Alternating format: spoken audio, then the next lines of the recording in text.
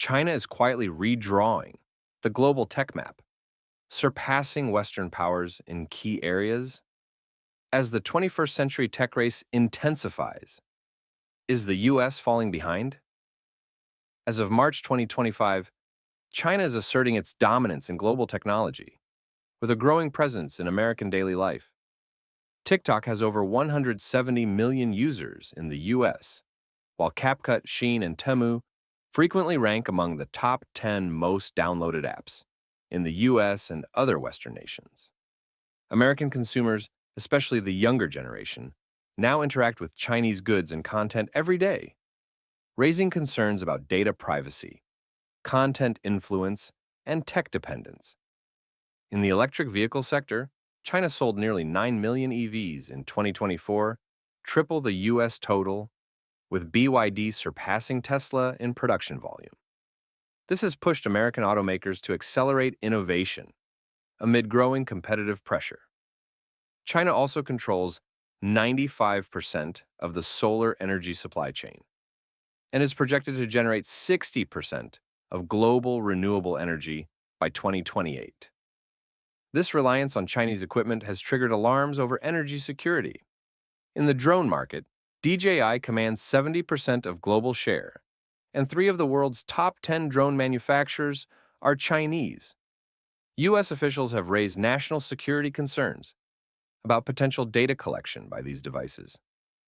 In cutting-edge fields, China now leads the world in AI patent filings and quantum computing research, according to Nature Index 2024. In response, Washington is ramping up investments in AI and talent retention to safeguard its technological edge. China's tech rise isn't a fluke. It's the result of a deliberate strategy. Launched in 2015, the Made in China 2025 plan outlined over 250 specific goals to shift China away from its role as the world's factory. By 2023, 86% of those targets had been met, with sectors like EVs and renewable energy outperforming expectations. China has invested more than $627 billion in R&D and plans to reach $1.5 trillion by 2027. Its state capitalist model, where the government plays a central role in industry, has proven effective. Meanwhile, American consumers are indirectly benefiting as competition forces the U.S. government to boost infrastructure and innovation spending. Amid China's rapid rise, the U.S. and its allies have imposed a wave of restrictions. These range from bans on advanced AI chip sales to accusations of cyber-enabled IP theft, especially in aerospace. As a result, Chinese firms have been forced to innovate using older chips to train their AI systems. In late 2023, while the world marveled at American AI models like OpenAI's GPT-4 and Google's Gemini, China quietly unveiled DeepSeek, an AI chatbot capable of competing directly with Western rivals. Despite being trained on outdated hardware, Washington responded quickly. The Biden administration rolled out a $500 billion AI infrastructure plan and accelerated the CHIPS Act to reduce reliance on Asian supply chains. For American workers, this could mean more high-tech jobs and stronger support for domestic innovation.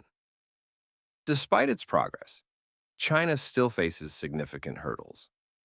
In advanced chip manufacturing, it remains dependent on tech from ASML in the Netherlands and TSMC in Taiwan.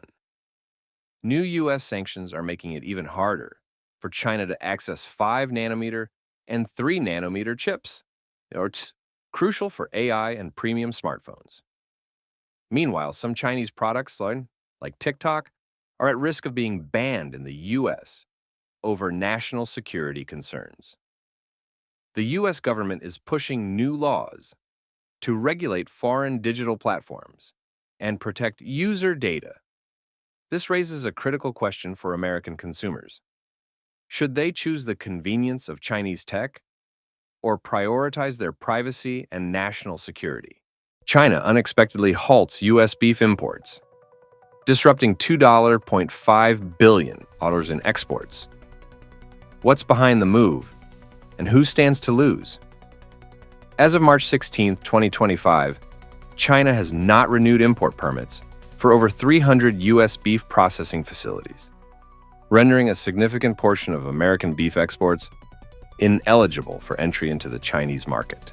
This move follows the United States' decision to impose a 25% tariff on Chinese electric vehicles and related components, and is widely seen as part of Beijing's broader trade response. According to U.S. government data, beef exports to China plunged from an average of 2,000 metric tons per week to just 54 tons in the week ending March 20. China has also imposed additional tariffs of 10% to 15% on U.S. agricultural products, including beef, making American goods less competitive in the Chinese market. In 2024, the U.S. posted a record $8.63 billion in pork exports, with total volume reaching 3.03 million tons. Beef exports contributed $10.5 billion, accounting for roughly 14% of total domestic production. China has played a key role in this growth, representing 14% of U.S. beef export volume and 15% in value, along with 15% of pork volume and 13% of its value. Since March 2025, however, China has levied steep tariffs, 56% on U.S. beef and 81% on pork, further eroding the competitiveness of American meat products and triggering a sharp decline in exports to this vital market. As a result, surplus supply is building up domestically, putting downward pressure on prices. According to the U.S. Department of Agriculture, USDA, wholesale beef prices fell 1.9% in February 2025, while pork prices dropped 6.2% in January, before rebounding 7.9% the following month. While the price decline may benefit American consumers in the short term, with more affordable meat at the grocery store, long-term disruptions in export channels could reduce farm incomes, affect employment in food processing, and impact related agricultural commodities, such as corn and soybeans. In the wake of China's higher tariffs on U.S. beef and pork, Russia has seized the opportunity to strengthen its presence in the Chinese market. Sergei Dankvert, head of Russia's Federal Service for Veterinary and Phytosanitary Surveillance, Roskoznadzor, stated that Russian meat exports are expected to reach 1 million tons in 2025, up from 860,000 tons in 2024. China, the world's largest consumer and importer of beef, brought in a record 2.87 million tons in 2024. Russia's pricing and quality advantages are positioning it as a key alternative supplier. The expansion of Russian meat exports may also help stabilize domestic Chinese meat prices, especially as beef prices fell by 22% in 2024 due to oversupply. Rising beef imports in China reflect increasing consumer demand, driven by higher incomes and a growing preference for premium meat products. To reduce dependency on a limited number of suppliers, China has broadened the list of approved beef exporters. Recent policy changes have allowed more producers from Australia and Russia to enter the market, while easing restrictions on German beef. Other key suppliers include Brazil, Argentina, Uruguay, Belarus, and Chile. For Chinese consumers, this diversification helps ensure supply stability and price consistency, meeting the country's growing demand for beef. For the U.S., however, China's strategic pivot in sourcing could lead to prolonged oversupply in the domestic beef market, with potential implications for pricing and agricultural sector stability. Consumer prices in China have seen the steepest drop since 2009. Millions of workers are losing their jobs. Over 20,000 factories have shut down in just a few months. Meanwhile, Washington has slapped a 145% tariff on Chinese goods. How far will this crisis go, and how should the U.S. prepare? China's economy is spiraling into a prolonged deflationary cycle, marked by falling consumer prices, a collapsing real estate market, and surging public debt. In March 2025, the Consumer Price Index dropped 1.3% year over year, the sharpest decline since 2009. According to China's National Bureau of Statistics Real Estate, once 25% of GDP, is now dragging the economy down. Giants like Evergrande and Country Garden have gone bankrupt, leaving thousands of projects unfinished. According to Bloomberg, this crisis resembles the 2008 global financial crash, but it's slower moving and potentially more severe. Why? Because of China's opaque financial system and a shrinking population. For Americans, a weaker China might mean cheaper imports, but it also risks supply chain disruptions and reduced demand for U.S. exports. As of April 15, 2025, the U.S. Department of Commerce has imposed punitive tariffs up to 145% on Chinese steel, aluminum, and electric vehicles. According to CNBC, major U.S. firms like Tesla and Caterpillar have canceled orders. Why? Soaring costs and supply chain chaos. The fallout: thousands of Chinese factories have shut down. In Guangdong and Jiangsu alone, more than 20,000 factories have ceased operations since February. According to China Labor Bulletin Chinese media report, millions of workers now face layoffs or unpaid wages. It's a scene reminiscent of the early days of the COVID-19 pandemic. For the U.S., these tariffs help protect domestic manufacturers and boost union jobs, but they also raise concerns about rising consumer prices and shortages of imported electronic components and EV parts from China. As the economic crisis deepens, Chinese citizens are bearing the brunt. Countless small businesses are reporting record losses and can't even afford to pay employees. Factories are delaying or slashing wages. Youth unemployment has hit 21.3% among recent college graduates as of March 2025, the highest in a decade, according to China's Ministry of Human Resources. Financial Times. One viral case in Shanghai shows just how bad it is. A young master's degree holder submitted over 8,000 job applications over several months without landing a single offer. It's a stark reminder of the mismatch between academic training and real-world hiring needs. As unemployment rises and household incomes fall, U.S. economists are warning there's a real risk of social unrest in China, and that could shake global markets and rattle investor confidence across emerging Asian economies. In early April 2025, China announced it would suspend all new Boeing aircraft purchases, citing national security concerns. But Chinese leaders are still flying on Boeing 747s during state visits. That contradiction has sparked backlash from U.S. lawmakers, calling it hypocritical, renewing accusations of trade law violations and intellectual property theft.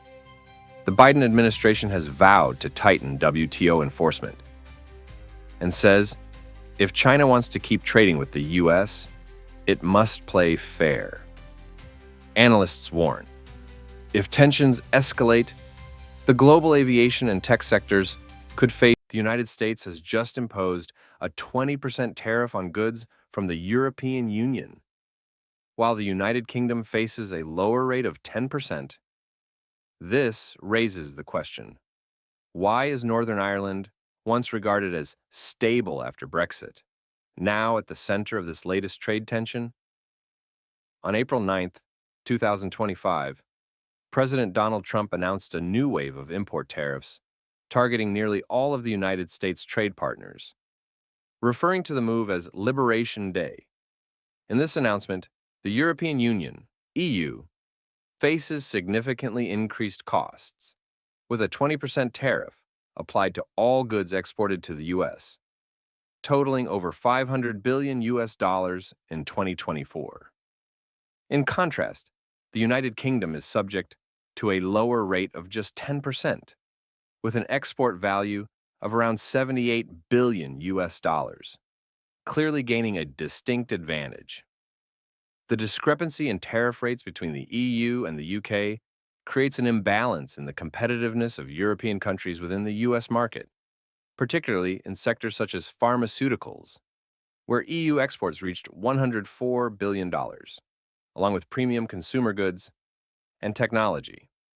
This also partly reflects President Trump's strategy of differentiation, as he has consistently emphasized close ties with the UK as it remains within the EU's customs union and single market under the Northern Ireland Plus Protocol, which is part of the Brexit agreement. This intermediary position makes Northern Ireland especially vulnerable to disruptions arising from international trade conflicts. Should the Plus EU formally implement retaliatory tariffs, goods arriving from the Plus United Plus states into Northern Ireland would be required to comply with stricter regulations and customs inspections, adding an average of +2 to +5 days in clearance time, and increasing logistics costs by +8 to +12%. According to a report by the Plus London Plus Institute for Plus Trade Plus Policy. This means that the EU's retaliatory tariffs against the Plus United Plus states could, in effect, be enforced within Plus Northern Plus Ireland, beyond economic consequences. The issue also carries political implications, particularly for the Plus Unionist community in Northern Ireland, where more than plus 44% of the population supports maintaining the Union with plus Great Plus Britain, and where there is ongoing concern about being separated from the rest of the Plus United Plus Kingdom. Under the Plus Windsor Plus framework, signed in the Plus March 2023 between the Plus United Plus Kingdom and the Plus European Plus Union, goods entering Plus Northern Plus Ireland are divided into 2 lanes. Plus Green Lane applied to goods intended solely for domestic consumption within Plus Northern Plus Ireland, exempt from customs checks. Plus Red Lane applied to goods that may enter the Plus EU market via the Plus Republic of Plus Ireland, subject to mandatory checks and compliance with Plus EU standards. This lane-based system now faces the risk of disruption if trade tensions between the Plus United States and the Plus European Plus Union continue to escalate. If the Plus EU imposes retaliatory tariffs on the Plus United States through Plus Trade Plus Defense Plus instruments, then under Plus Article 7.2.2 of the Plus Windsor Plus framework, all affected goods would be automatically redirected to the Plus Red Lane. According to estimates from the Plus EU minus UK Plus Joint Plus Committee, approximately 17% of Plus U.S. imports into Plus Northern Plus Ireland in 2024, valued at more than £1.1 billion, could be impacted. All goods from the Plus United States entering Northern Plus Ireland would be subject to strict customs checks, even if there is no intention for those goods to enter the Plus EU. During a questioning session in the Plus UK Plus Parliament last week, Gavin B. Robinson, leader of the Plus Democratic Unionist Plus Party, PUD-UP, publicly expressed concern over the potential impact of the Plus EU's retaliatory tariffs on the region. He emphasized that while Plus Northern Plus Ireland remains a part of the Plus United Plus Kingdom, import regulations could still be influenced by the Plus European Plus Union if retaliatory measures were to be implemented. The disruption of internal trade caused by Plus EU policies, even though Plus Northern Plus Ireland is constitutionally part of the Plus UK, could have a negative effect on the confidence of the Plus Unionist community, which has already experienced significant strain following Plus Brexit. Trade tensions between the United States and China are escalating significantly, with a series of countermeasures emerging from Beijing. The question now arises, what will China do next to navigate and potentially reshape the global trade landscape? During the early phase of the U.S.-China trade war, 2018 to 2019, When the Trump administration imposed a 10% tariff on Chinese goods, Beijing expressed strong dissatisfaction. However, as the tariff rate rose to 34%, the language shifted to firm opposition. At the height of tensions, when the United States threatened an additional 50% tariff in response to China's retaliatory measures, the Chinese Ministry of Commerce escalated its tone, no longer limited to stating firm opposition. The ministry described the move as a mistake on top of a mistake, and even used terminology equivalent to extortion, a term rarely employed in official discourse. According to the Peterson Institute for International Economics, 2024, China has implemented a wide range of large-scale retaliatory measures. At the peak of the tensions, China imposed tariffs as high as 84% on a variety of U.S. imports, including energy products, agricultural goods, and consumer items.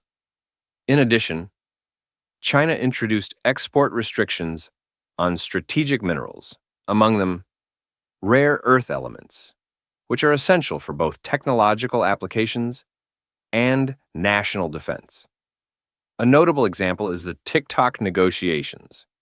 After the U.S. government requested that control of TikTok's American operations be transferred to domestic investors, China initially appeared to be in agreement. However, according to the New York Times, April 2025, as trade tensions escalated, Beijing unexpectedly withdrew from the arrangement, leading to a deadlock. According to the Sovereign Wealth Fund Institute, 2024, China continues to maintain a significant trade surplus and holds one of the world's largest sovereign wealth funds, valued at over 1.2 trillion US dollars. In response to the United States raising cumulative tariffs on Chinese goods to 100% within a few months, 2024 to 2025, the Chinese government introduced a direct support package aimed at stabilizing financial markets, as reported by Reuters. Specifically, the People's Bank of China, PBOC, injected credit into enterprises operating in sectors affected by the tariffs. State-owned funds purchased listed shares to curb the sharp decline in the stock market. As a result, China's financial market, which had experienced a steep drop in early April 2025, stabilized and showed modest recovery in the following sessions. China is actively engaging in international forums to promote its image as a stable economic partner that refrains from interfering in the internal affairs of other countries, while upholding the principles of equality, multipolarity, and mutually beneficial cooperation.